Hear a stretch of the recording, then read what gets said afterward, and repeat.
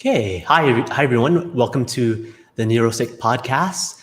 We are on a mission to flip the script on neurodiversity and cybersecurity, technology, society, and culture. My name is Nathan Chung, and today my special guest is Srinidhi Vedartham, CEO in Embark Women. Welcome, Srinidhi. Hi, Nathan. Thanks for inviting me. This is my first podcast, so I'm pretty excited. Yep, me too. I'm really happy to have you here. Get things started. Tell us a little bit about yourself. Cool. I am a software electrical engineer at a startup which specializes in smart lighting and smart security. Cool. I'm also recently appointed CEO of Embark Women, which is Pride and Joy. And I am also one of the co-founders of EcoSpace, which is a resource that is going to help women in abusive situations escape and spread awareness about domestic violence normally in life. Awesome. And for your so a high level, if you're comfortable, can you share what neurodiverse conditions you have? Oh, cool. It's currently I feel like Kanye West, because he calls his bipolar a superpower. So I have bipolar disorder, ADHD, depression, anxiety, the four horsemen of every successful immigrant child. So those are the conditions currently I have. Wow, you got me beat. All I have is autism and ADHD. Man, we at least match somewhere. Woo. Yep. So high level day to day. So how do you cope with your conditions? Do you feel that it causes problems? And if so, how do you cope day to day? It's a struggle. So I got diagnosed just last year, and I refused to take medication for 4 months because I had this inherent stigma that the medication might change who I am, But then after a bunch of burnouts and depressive episodes and the manic phases for my bipolar, finally I found a nice doctor. And so one of the things, I started taking medication 2021 January 1. Woo. So one of the things I have been doing, I think, from what I've been speaking to therapists and just doing research on my own is whenever I'm having the urge to impulse buy or impulse decision making, I started a spreadsheet where I put that thought immediately on the spreadsheet and track it. So last year before my medication, I had an impulse thought to get my puppy. And I thought about it on Wednesday and got him on Saturday. So it was best decision of my life, but it was extremely impulsive. And that is the kind of behavior, you want to avoid as a bipolar person. So having a spreadsheet helped me just track what I want, I don't have to buy it immediately. I can buy it later, kind of a mindset. Or I don't have to. So at one point I was trying to quit and leave America so I can go to Syria for helping out with the war conditions, because at that time I was just so shocked about what's going on. But that's all impulse decisions, right? And my company was extremely amazing to me. They talked me out of it. They were like, you can help from here. First, take care of yourself. So having breaks, maintaining a spreadsheet, just having time for yourself and exercising sometimes, helps. So some of the coping tips that I have been doing. Absolutely. And one thing I did also find is just going outside. Yes. Getting away from the computer for a few minutes helps. Definitely. Oh man, since we work remote now, so we are 24/7 in the computer or on our phone. Guilty, because I am a TikTok fanatic and LinkedIn fanatic, because I just love social media as an extrovert. But sometimes I just close it and then go to a park with my puppy and we just run crazily. That's it. If people see me from outside, they just think this random lady is running in this park with this dog chasing her. But that's my coping. Awesome. That is so amazing. And you brought up an interesting point. Many people often hide their neurodiverse conditions out of the fear and the negative stigma, but because women in particular are very vulnerable, because people often think that neurodiverse conditions only affect men, but you are very open about it, and especially on social media, it's like you're very much unafraid. Like, who inspires you to be so open and unafraid to speak out?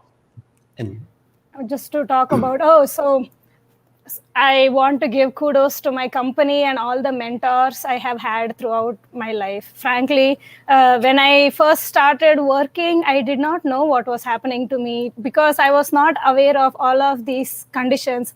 Yeah, and my mom, like no one knew, no one was telling me about anything. I just thought there was something wrong, but I was not sure what. But after talking to all of them, constant support from my surroundings and the environment created that positive impact. And after that, I was just like, screw it, might as well share, because why not? I am suffering, but I am not failing. It's not a failure to have like conditions that affect you. It's just a neural connection gone wrong or a chemical imbalance in the brain. Therefore, I just thought, after all the support, obviously I shared it, and man, the support has been tremendous ever since. And people have been reaching out saying thanks for sharing, which I never expected. Frankly, I didn't share it for fame or anything. I just shared it because I just felt like I wanted to, and the positive encouragement has been extremely awesome. That is so amazing. I think you brought up a good point, that support, especially from friends and family and coworkers, that is just so crucial, because I hear too many stories, and I myself have experienced a lot of like bullying from like people at work and whatnot. It gets very difficult, and this leads to a lot of people, especially women, to not disclose at all because they want to avoid all that out of just straight off out of fear. So what tips do you have for other people, especially women who are afraid to disclose their condition? It's usually, there are several factors that might come into picture when you have some kind of a condition that some people are just private, they just don't want to share. But if they are open with their manager in case they want to take that mental health break, at least one person at workplace to have that unconditional support for them, that would be excellent.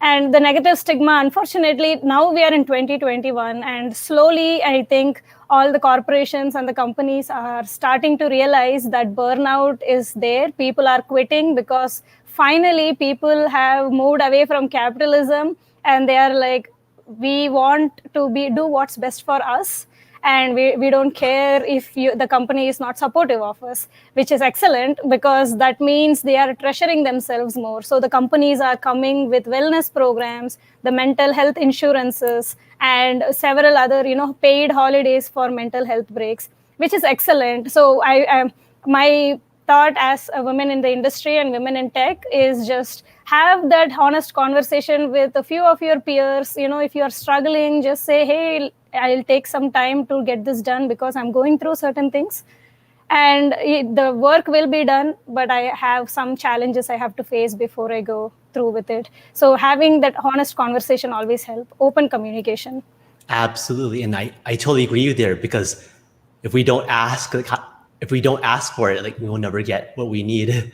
No, definitely. Yeah, right. Oh man, especially in America, I've realized that if you don't ask for it, you don't get it. Yes, absolutely. And with the big trend now with more people getting vaccinated, the big trend now is returning to the office. How do you feel about returning to the office? Like for me, like I really don't want to go to the office, but how about you? Okay, so I have two different views in this. One is I am so happy with my remote work because all of my time, every time I take a break, I have my puppy. I cook fresh food, I eat fresh food. And then I go for walks, and that reduces commute time. I travel 1 hour for work.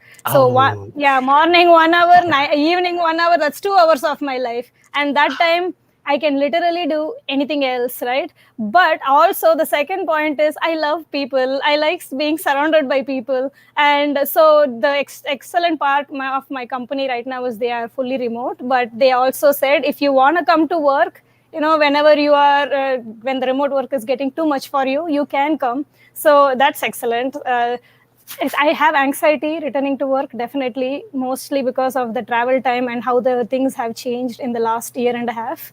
But I am happy with remote. So I'm happy with remote. Yeah, me too. Overall, I think I really like that, how you described your current employers. I think that is the best way, kind of like a hybrid approach. Open the Yes. offices so you can go in if you want to / need to, but don't force people to go in the office. Definitely. One of the current studies are showing that people are having high anxiety for returning to work, and it makes so much sense. Yes. Right, and also the COVID is still going on. The Delta variant, no one knows what's going to happen. So safety and children are still they are still not having vaccinations. So there should be care also in making such decisions. So yeah, anxiety is all-time high, and it's so understandable. I read an article the other day which said people are quitting because companies are forcing them to come to work, and I was just like, yeah, well, makes sense. Yep, absolutely. And yeah, that is the trend now, because it's kind of like the human, kind of like how businesses traditionally have done things. Now that things are getting better with COVID, they just kind of want to go back to how things were. But it's not going to go back. Yeah. Correct. At the same time, in my view, many of us, like us, that have neurodiverse condition, we have gained so much working from home. We're more comfortable. We're more productive. So like, companies should not take that away from us. Like we're doing well working from home. Do not take it away. No, definitely. Oh man, especially like you said, I do feel that for people with neurodiverse conditions, the COVID has been an interesting challenge, because isolation sometimes does get to people, but also it means you are able to focus on yourself as well. Absolutely. So, yeah, sorry, you can go ahead. Oh, that's it. Okay. Okay. And another barrier is culture, the culture and society. Like, for example, in America, neurodiversity there's a greater understanding of neurodiversity, so there are more resources available. However, in other countries, like for example, in your native India and some other countries throughout the world, neurodiverse conditions such as autism, ADHD, it's demonized. It's like, if you have it, people will want to like abandon you, or just not want to talk with you or be your friend, or just, it's like, what's the word? You're isolated. So it's horrible. But how do you feel? Like how do you feel things are in your native India and how they view neurodiverse conditions? So I know India can make different, like there is still work to be done, and I know several of my friends who are working towards bringing awareness to mental health issues. We have also seen several nonprofits coming forward and trying to create awareness with the general population about the mental health issues. Unfortunately, there is still a stigma. When I told my family I had bipolar, they said, you don't, you are just sad. And I'm like, no, I am not. But that's because lack of understanding of the condition. And also it's a thing, like, hey, if you have some kind of a mental condition, that means you are lacking in some way, and therefore your marriage prospects will go away. Oh my. Right. It's definitely a thing. And so they're like, hey, don't say it out loud, or don't share it with people. Unfortunately for them, I'm a loudmouth, so love it. I'm just like posting all over the place. And my mom finally, we sat together and went through like a article on what bipolar actually means, and with patience and giving the correct education, people will start understanding the extent of what mental health, how important mental health is, but it's still not talked about a lot. So I know as a person, as just with me and my surroundings and my friends, I have seen people struggle with depression and anxiety, and because there is this expectation that you have to always be successful, right? Like failures are not taken easily. I mean, or failures are like, how they say, the Asian household expectation, right? So the fear of failure is a big thing, and therefore people are unable to handle it, and therefore the coping skills are also not taught in schools and colleges. And in the end, we have to personally come up with coping skills that work for us without knowledge. in order to go through that life. And just education, providing education is definitely needed, and I think it's growing in India, but it's hopefully in the next 10 years we will see a positive impact. Yep. And you brought a very interesting point, because I think another barrier, especially for the culture and society like India, I talked about this whole week with my other guests. A huge impact is like in Asia, in many of these countries, they are literally, how you say, they have literally centuries upon centuries of culture and society that's baked into the families. And it's kind of like what you said, this enormous pressure and stress to succeed. And to add to that, especially for women in India, the neurodiversity is a huge barrier, because the parents will often expect their daughter to follow the traditional gender stereotypes that conform. Like, say, for women, like don't work, get married, have children, and just follow the traditional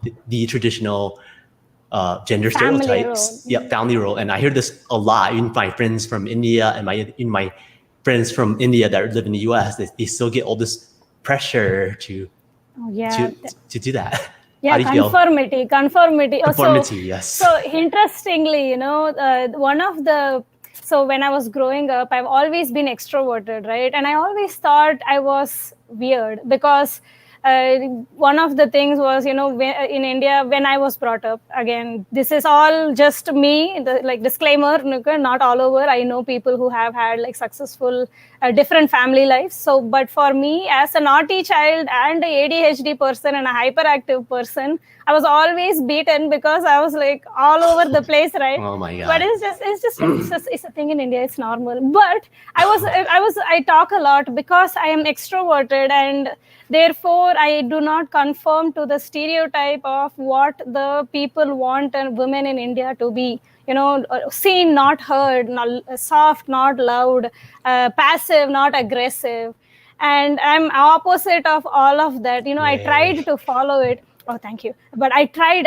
It's not like I haven't tried. For 24 years of my life, I tried to be the good daughter that the society wanted me to be. And after that, I started learning more about myself. And I just thought, why is me being different a failure? It's not. I'm not, I am me. And I am allowed to be me. That's when I knew what a personality test was. And then I took a 16 personality test and found out I was naturally an extrovert. I can't do anything about it. That's just my personality. So after I just accepted me for who I am, it really helped, just get out of that space and the negative space of, man, I am not a good daughter because I talk too much, or I'm too social, or, I'm very independent. It's not. And also, again, as my family, they've always been encouraging. My father and mother, they've always wanted me to be an engineer, because in India, you have to be an engineer, doctor, a banker, or a businessman in order to be, successful. So I knew my path, and I was okay with it because I was good at math. But the focus was an issue, because I just couldn't focus. I was never the top student, but I was always in the top 15, top 10 students, always. But then that's because I missed focus. And that was, now I understand, because of ADHD, but then I did not. I just thought I was a terrible student.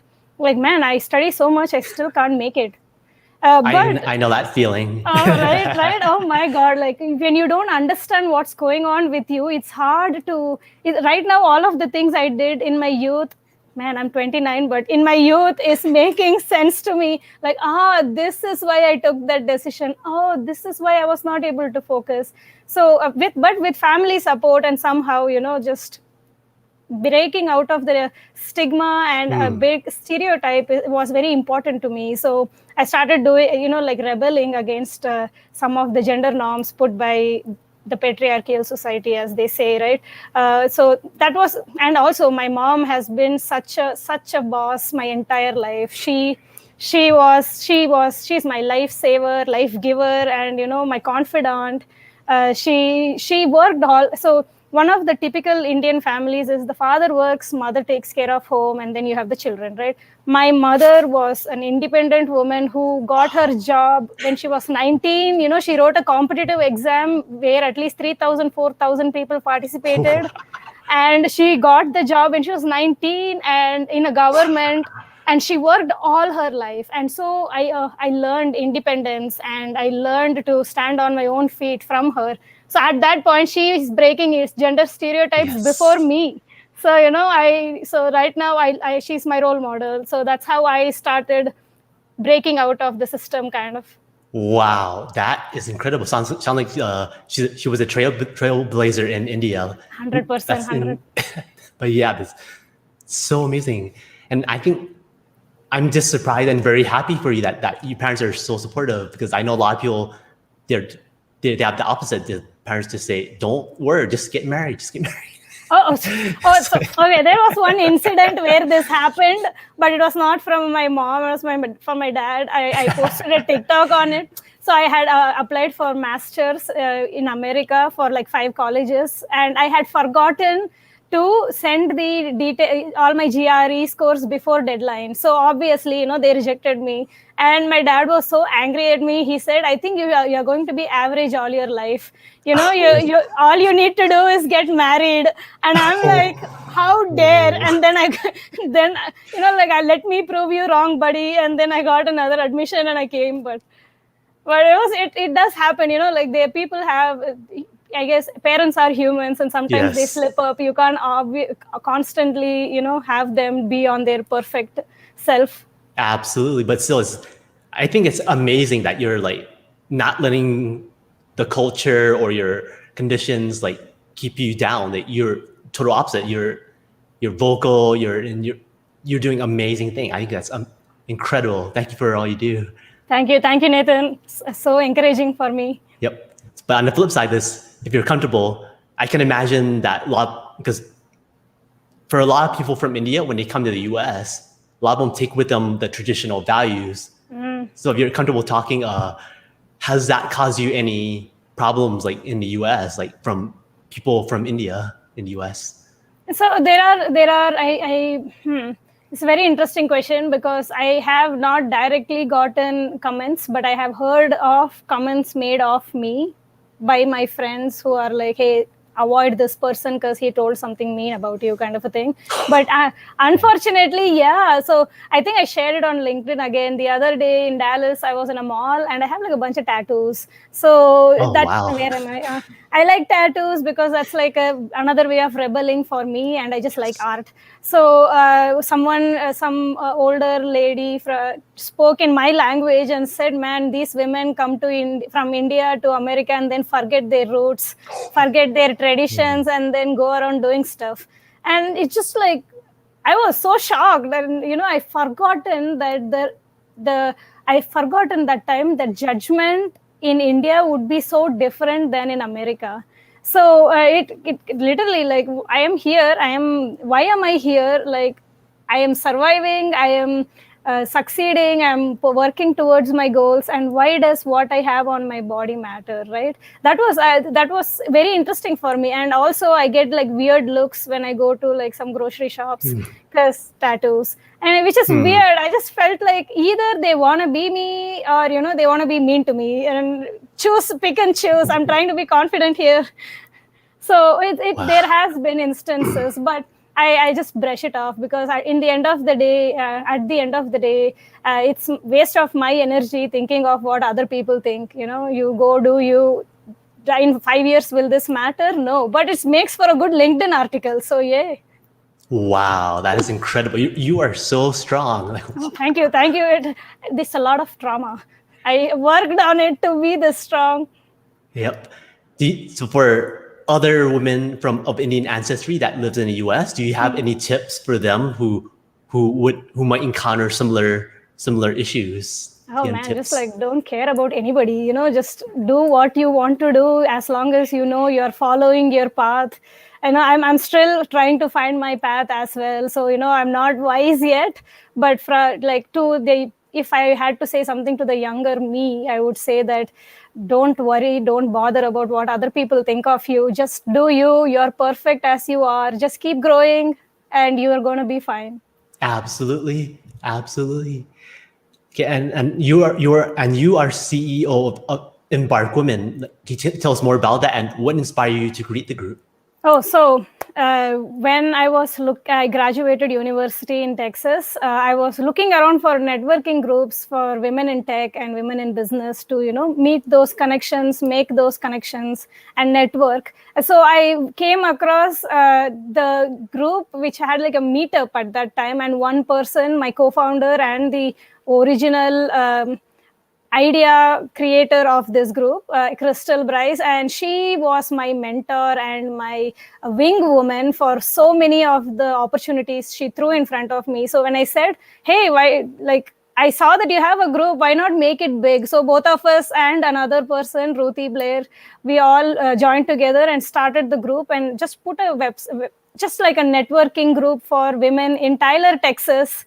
It's a small town in East Texas and not a lot of opportunities for women to mix and mingle. And the first meeting itself, we got so many mentors who were willing to give back. At least 40 of them came to just, they're ready to give back, share their stories, share their journey. And it just made such an impact on me. One of the things she says is she had someone who was her wing woman when she was trying to network, and she was mine. And so we thought, why not every woman have her own wing woman and her own cheerleader for her to succeed in life? Because one of the biggest mottos of Embark Women is all tides raise all ships. So collaboration, not competition. I And love and that. and now we have like 900 members. So Wow, 900. That is incredible. Congratulations. thank you, and they are all wonderful, and it's just such a supportive community and just out of this world. So Tyler, Texas has become my home, had become my home, and now it's just from Tyler we are trying to globalize Embark Women, and that's where I come in as the first women of color CEO. Wow. Congratulations. That is so incredible. And I like what you brought up because for a lot of people out there, like especially women, support is just so crucial for them to thrive in their careers because we all need help. Yes, definitely. Because so one of my, when I started networking, so I started seriously networking a year ago in last May, and I met my mentor who I ghosted, frankly, because at that time I thought, man, I cannot, I don't want to put my bullshit on her. She has her own work to do, but she kept being there for me. She kept pinging me on Slack, like, hey, let's chat. Hey, let's chat. And I was just so blown away, like, man, I've been rude to you, you want to talk to me? And now she's one of my closest, and shout out to Paige, she's my closest mentor. She's amazing. And I realized after talking to her, I didn't have confidence in myself. And then she spoke to me and she just literally said what I did, and just like, see, you're doing this, why do you not have confidence? And she just like gave me reality check and support every time. And I just thought, if there was only other women for it. So another thing also I realized was, while going through the networking process, all the women I've spoken to said that they had an advocate for them, a champion for their success, and all the adversities they faced, they always had a support system of this group of women and men that was there behind them to help them succeed. So definitely having that personal board of cheerleaders is really helpful. And the personal board of cheerleaders or mentors was coined by my friend Colleen, who's also an amazing mentor to me. So it's just, at this point, I'm collecting mentors like Pokemon. I have like 7 mentors, and I'm just like, hey, you want to talk to me? Hey, how about you? I think it's my personality. They look at me and they think, man, she needs a mentor. Absolutely. And I really enjoy that. That is an incredible story. I think one question a lot of women will probably have is how would they find a mentor? What advice would you have for them to find a mentor? So I'm a member of at least 32 Slack channels. I can kind of show you 16 of them which I am currently active on.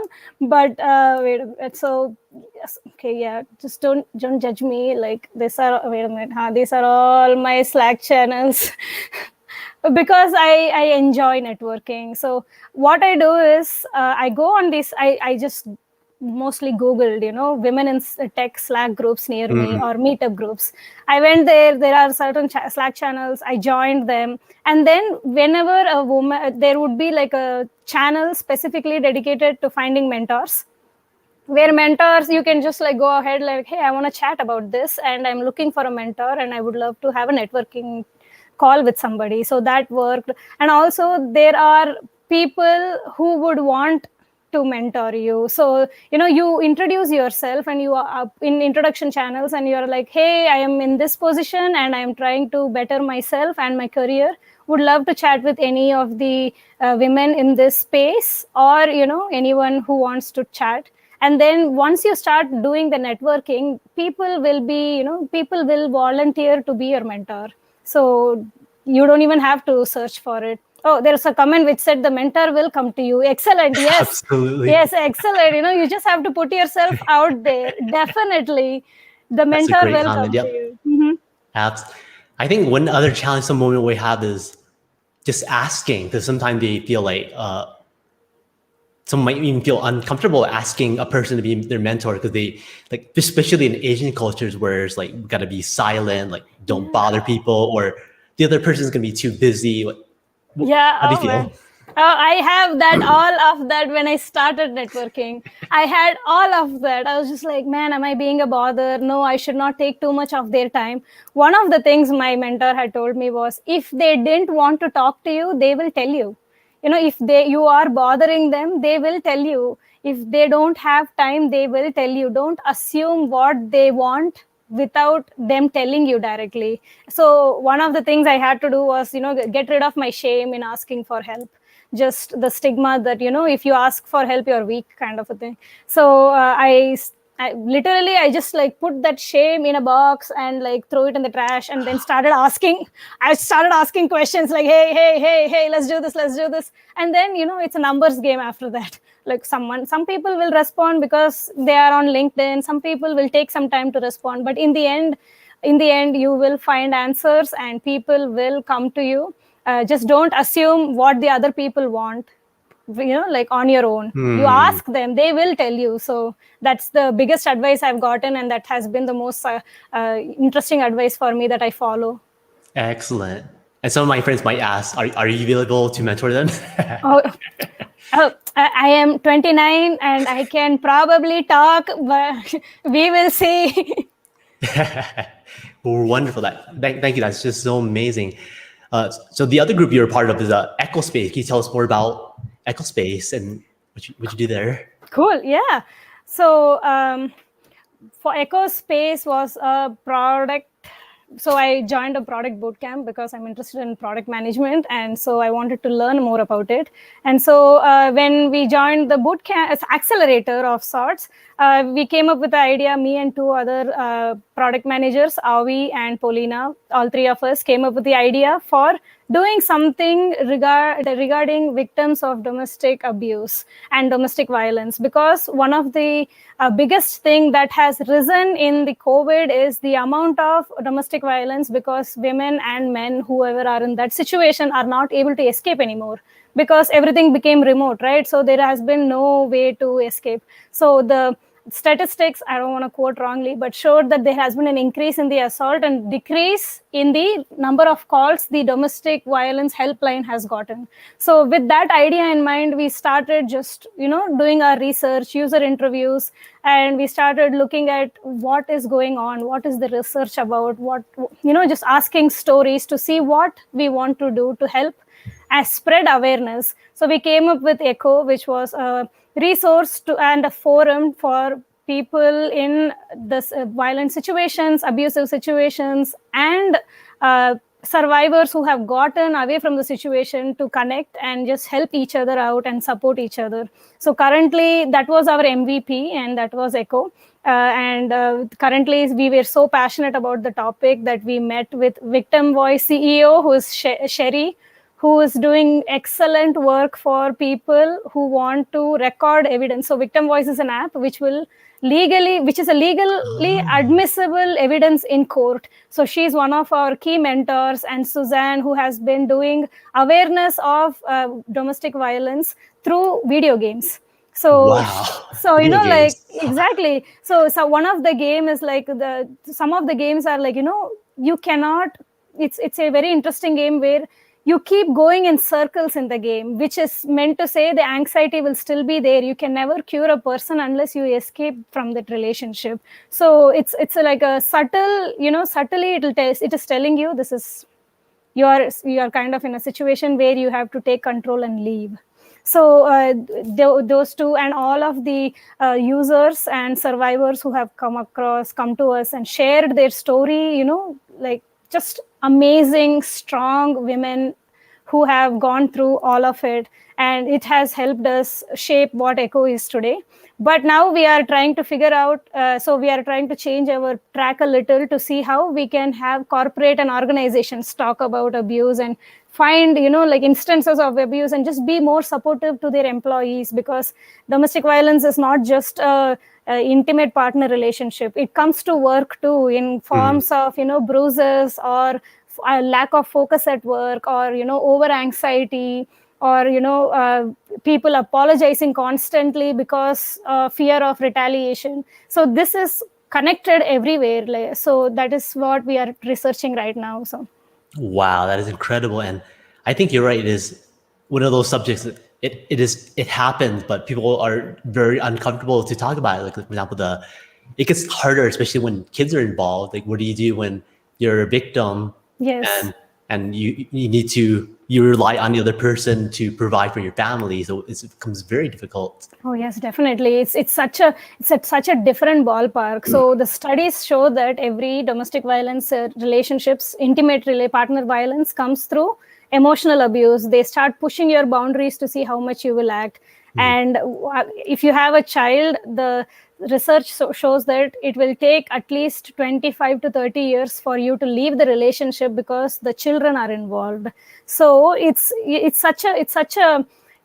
very difficult in different ways. So currently what we are trying to do is create awareness amongst everybody, just like, start spotting the red flags earlier in the relationship. So even if they are able to leave the relationship 5 years, in this 25 years, say, even if they are able to leave the relationship in 20 years, that is a huge win for Echo right now. So that's what we are working on.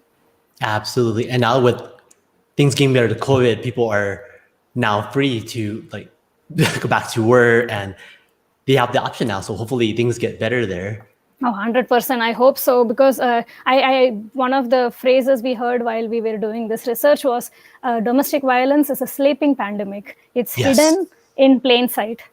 So that is different, just a different ballpark. We have spoken to advocates, we are talking to district attorneys and lawyers, and it's just how different people come together to create a better society is always humbling and inspiring, just makes us want to do better too. Absolutely.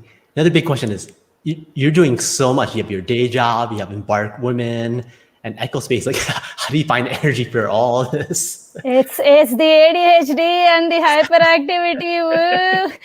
I have pills. No. No, it's just so okay. So as when you are very passionate about something, I guess you will make time for it. And also accountability helps. Sometimes I slip up, definitely. And my team members are there to pick up my slack, and therefore I can take that break also. But it's in the end, I just love what I do. I feel very fulfilled at the end of the day when I do something of, I'm a service minded person. I volunteer a lot. I really love helping people. So for me, it's not exhausting. Sometimes the trauma bonding can be exhausting. The burnouts do happen, but that time is when you have to start noticing the signs. I'm still figuring out how to notice it, but you just notice it. You take a step back, refresh yourself, and then come back again, because in the end of the day, if you're not your 100%, you're not gonna do a good job. So I try to take breaks, and also, I just like doing stuff. I just like doing this. Absolutely. And I think you brought up an interesting point, especially like the mental health. Mental health is huge right now, especially with COVID and everyone working from home. That's the one negative side of working from home is like mental health for a lot of people has really declined. It's having a huge impact. In fact, my boss killed himself maybe just a few years ago, and a few years before that, a friend from high school killed himself. So it is another crisis that a lot of people don't talk about, is the mental health piece. Yeah. Oh, it is. Isolation gets to people in different ways. I mean, in the last 2 years, I have like thought about it several times too, and I joke about it all the time that my friends are kind of worried about me. I haven't thought about it in 2 months, so that's a win for me, because I was struggling at that time, and therefore I was just like, man, why not? And then I got a dog, and he took over my life at this point. So when I was in my most depressive episode last year, and even this year in April, on my birthday, I was like, cool, I am done. 29 is a good age to live. And then my dog comes, and I'm like, man, no one's going to take care of my dog like I do. I spent thousands of dollars on this dude. So yeah, no, I have to hang on, and he got me out of bed. He's too cute. So he's just like, whenever I look at him, I just like normally smile, and even when I'm crying my eyes out, I look at him and he just makes me happy. Like having a pet helps. My first impulsive decision, my costliest, is my dog, and he is the best decision I've ever made. And absolutely, like that sounds incredible. Pets are very important for mental health. Even it's a fish, you can talk to that fish. Yes. I'm saying, like pet that fish. Yeah, I also heard from my other friends who have dogs. They said it during the depression and the mental health issues during COVID. Having a dog or having a pet has been hugely beneficial. I think it does make a difference between one alternative to the other. Oh, definitely. Because of, you refocus your efforts, because you are like on your own, and you just are in your own brain. And when you have something else to take care of, instead of focusing on yourself, you start focusing on the other stuff. And therefore, there is nothing for you to do. You just have to focus on the other stuff, and that helps you just get out of your mode sometimes. So it's a challenge, definitely. It's a challenge. I am not going to say that it hasn't been a challenge. I work hard on it every day as well, and it's not easy. But it is possible.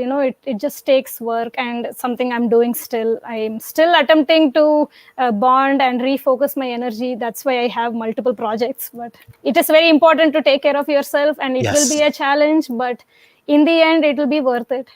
And you brought up a good point, especially like the mental health is just so important. Like, I think one trend I'm seeing is many of us who work in IT and cybersecurity, especially we have ADHD. We're so busy. We're so focused on work, getting deadlines done, and meetings. Like, it's sadly, like, it's hard to think about like how are my friends doing. Like, I think that can make a difference. Just reach out to a friend and say, hey, are you okay? Like, that can make a difference in improving mental health. Or kind of like what you were describing with the domestic violence. Just notice, is a person in distress? Are they hurting? Is something wrong? Just just taking a few minutes to check up on them. I think if more of us did that, I think that would be hugely beneficial to help our friends or coworkers and whatnot. Oh, definitely. I agree with all the points you said. Reaching out always will, sometimes someone out of nowhere reaches out to you. You feel special and nice too, like make everyone feel special.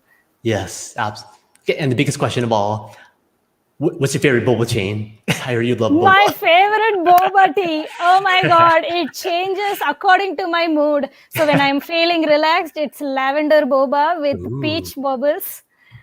I mean the chain. What's your favorite chain? Oh, the chain. Oh, I have Kung Fu tea here in St. Louis. Oh, I love that too. So Kung Fu tea has been my favorite so far. And of that, I like the cream cheese matcha boba. Awesome. I am obsessed with boba. At one point, I was drinking it like every day and getting sugar high. I would just be like at 3 a.m, why am I not asleep? I had boba.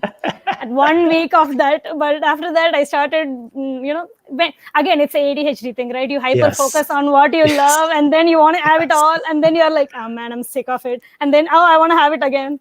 Man, now after this, I'm going to go get a boba. Making me want to get one too now. Like for me, me and my friends from China, from Asia, we joke like one big difference is, especially for the tea, do they use real tea or do they use powder tea? Like we hate powder tea. Like we gotta have the real tea. Authenticity, why not? Yeah. And another thing I've noticed is actually for boba, I think boba is relatively new to India, because when I saw you like boba, I think thinking, is boba popular in India? And I checked, I think some of the very first boba places opened in India just a few years ago, so it's like catching on. Yeah, definitely. It's now a trend, right? Because so for me, I was introduced to boba literally just 4 years ago, and then I was obsessed with it, obviously, because it's delicious. But it's right now, TikTok and social media are spreading new cultures and new drinks and trends all over the world, and it's so useful because now you can get boba in India, which is excellent news for me, and it's just, that's how globalization works. You take whatever you like from other countries and incorporate in your culture. I know for sure there is going to be soon a chai tea boba. I can see it. Yes, that'd be incredible. Oh yeah, one bad thing I heard is there's slowly becoming a global boba shortage. Like, no, oh my God, stop drinking boba, guys, please. I need it. Yep. Okay, it's about time, and I'm displaying Srini's LinkedIn address in case anyone wants to reach out. And to close, what the heck, Srini, I'll let you. You can ask me one question to close. Oh! Want to try? I'm stepping out of my comfort zone, but it's out of your comfort zone. Okay, what is your favorite anime? Oh, that's a hard one, because I grew up from the 1970s and 80s, like growing up on all the robot shows. I think I really enjoyed what's the name of that show? Robotech, that's based on Macross from Japan. Okay. Which is from what was the name of the company owns Harmony Go, which they finally resolved their multi-year lawsuit. So now that that's resolved, we'll finally get to see new Macross / Robotech shows. But yeah, I grew up on that stuff, the robot animation. Oh, it's fine. I also saw, my first one was Ninja Robots from so that was my first anime, and that kind of, after that I just became a weeb. So right now if I'm bored at home, I just read mangas, because that's what I do. It's fun. Manhwas. Currently I'm into web novels from China, so especially fantasy ones. Escape reality. Yes, you gotta escape reality sometimes. I think that's another way to get to help with it, mental health. Just stop working, just read a book, just do something different. Yeah, read for enjoyment. Recently, I've been reading like young adult fantasy and adult fantasy, because I want to read for enjoyment. Yes. And it's instead of all the science books, I am forcing myself to read, which I can't focus on. Yes. So, reading for enjoyment is this year's motto. Yes, absolutely. Okay, and to close, it's a reminder to our audience, being neurodivergent with conditions that we mentioned, like ADHD or autism or bipolar, it just means that we're different and we are not broken. And most importantly, we are not alone. These differences make us who we are, and it should be celebrated. Thank you everyone for listening today, and catch another episode of the NeuroSec podcast. And thank you, Srinidhi, for being my guest and being amazing and for everything you do. Thank you for doing this, Nathan. More awareness is very important, and you doing this means people will come forward and accept themselves better. That is amazing. You're doing an awesome job. Thanks for inviting me. Absolutely. Thank you, Srini. Have a great day.